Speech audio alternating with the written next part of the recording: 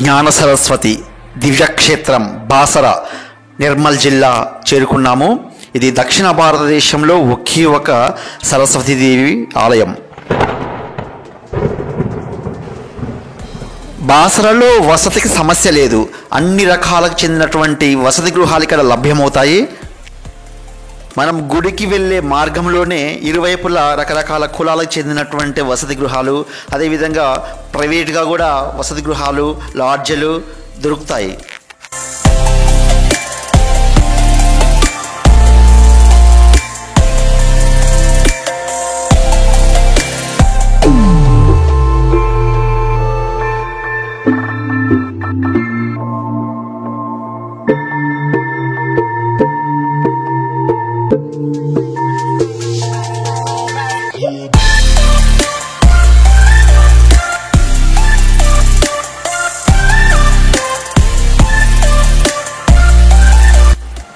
వర్షాకాలం కావడం వల్ల గోదావరి నది చాలా ఉధృతంగా ప్రవహిస్తుంది.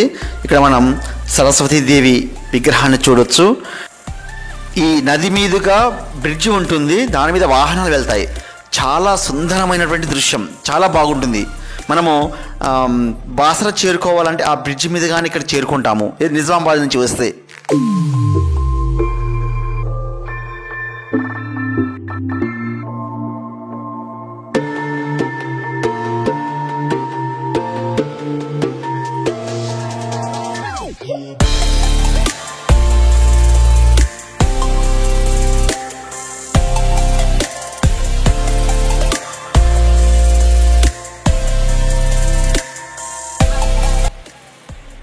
గోదావరి తల్లికి పూజలు సమర్పించడానికి అక్కడ బోటింగ్ సౌకర్యం కూడా కలదు. అందులో ఎంతో ఆహ్లాదకరంగా ఆనందంగా పడవలో వెళ్ళి నదిలో అలా విహరించి గోదావరి తల్లికి పూజలు చేసుకొని రావచ్చు. చాలా ఎంజాయ్మెంట్గా ఉంటుంది.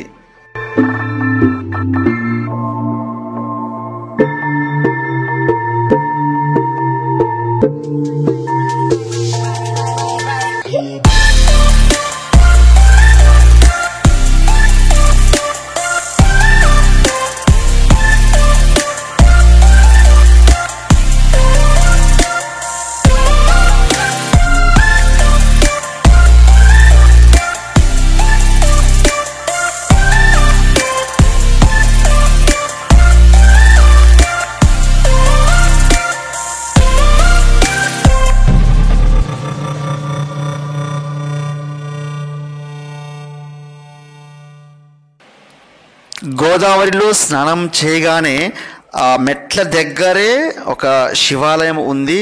చిన్న చిన్న ఆలయాలు కూడా కలవు.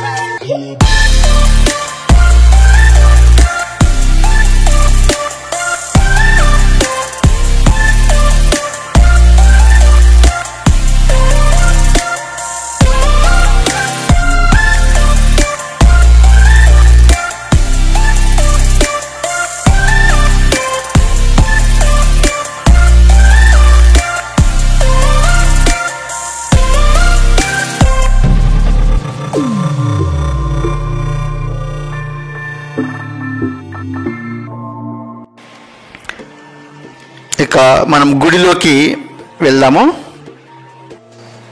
బాసరలో జ్ఞాన సరస్వతితో పాటుగా మహాలక్ష్మి, మహాకాళి ముగ్గురు దేవతామూర్తులు ఉంటారు. బహుశా ప్రపంచంలో ఇలా ముగ్గురు దేవతామూర్తులు ఉన్న దేవాలయం ఏది కూడా లేదని చెప్పేసి అంటారు. ఇది ఒక్కటే, అందుకే దీనికి ఇంత ప్రాముఖ్యత.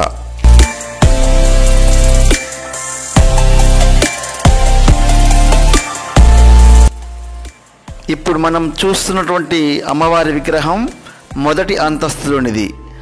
అసలు సరస్వతి మాత విగ్రహం మనకు కింద ఉంటుంది. అది మనకు ఎదురుగా కనిపిస్తున్నదే గర్భగుడి, అక్కడ అమ్మవారు ఉంటారు.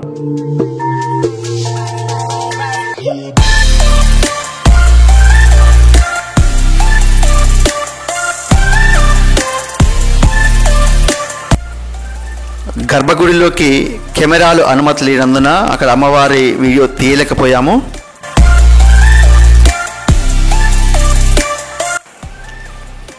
దర్శనం చేసుకుని బయటికి రాగానే అక్కడ అక్షరాభ్యాసం చేసే మండపం కూడా ఉంటుంది. దేశవ్యాప్తంగా ఎక్కడెక్కడి నుండో ఇక్కడికి వచ్చి తమ పిల్లలకు అక్షరాభ్యాసం చేపిస్తారు.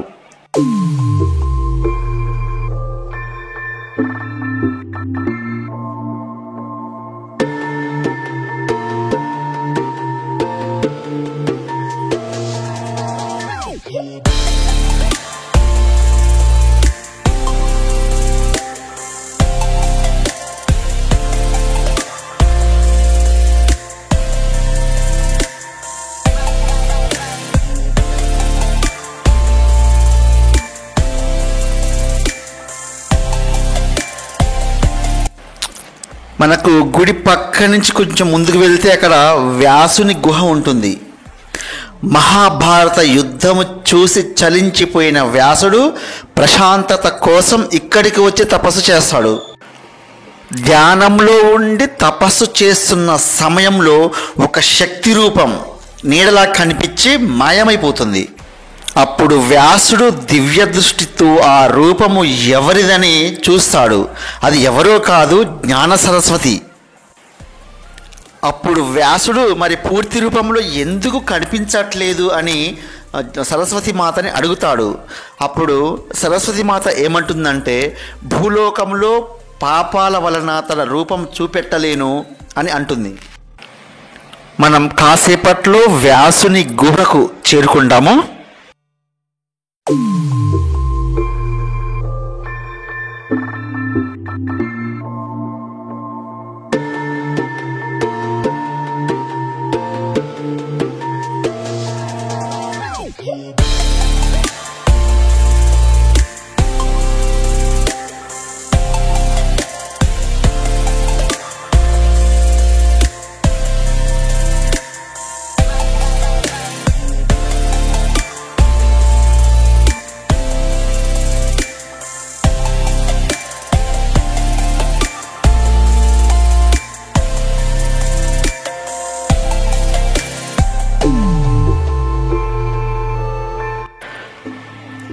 ఇదే వ్యాసుని గుహ. కరోనా కారణం వలన మూసివేశారు. లోపలికి ఎవరికీ అనుమతి లేదు.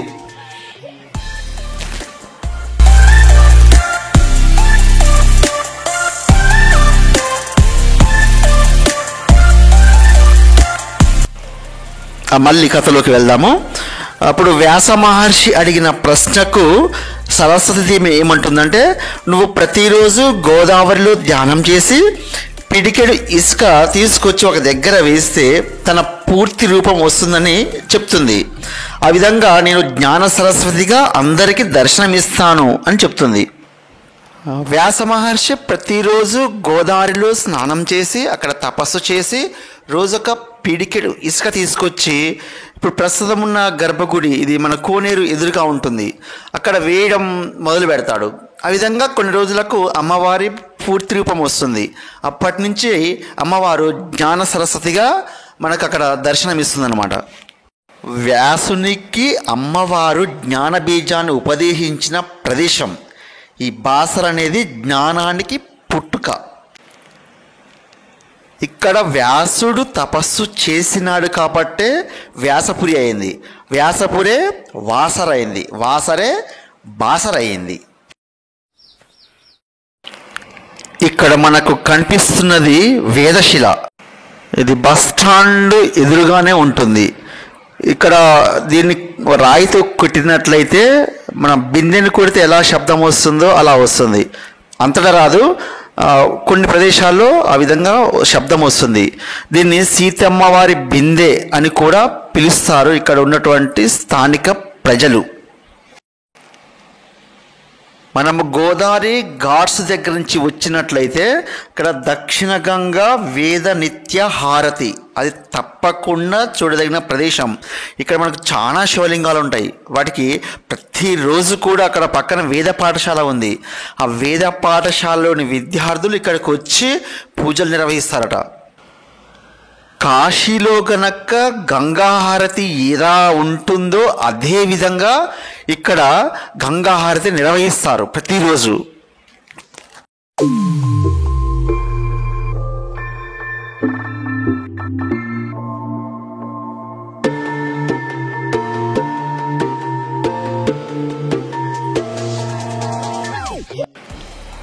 గోదావరి నది ఒడ్డునే యొక్క శివలింగాలు, ఎన్ని శివలింగాలు, ఎంత అద్భుతంగా అనిపిస్తుందంటే అసలు వర్ణించలేం, అంత బాగుంటుంది.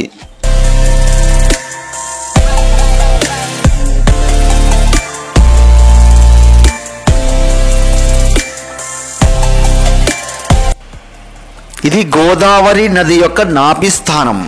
గోదావరి యొక్క నాభిస్థానం అంటే మహారాష్ట్రలోని నాందేడ్ నుండి ఆదిలాబాద్ జిల్లాలోని బ్రహ్మేశ్వరం వరకున్న ప్రదేశాన్ని గోదావరి నాభిస్థానం అంటారు.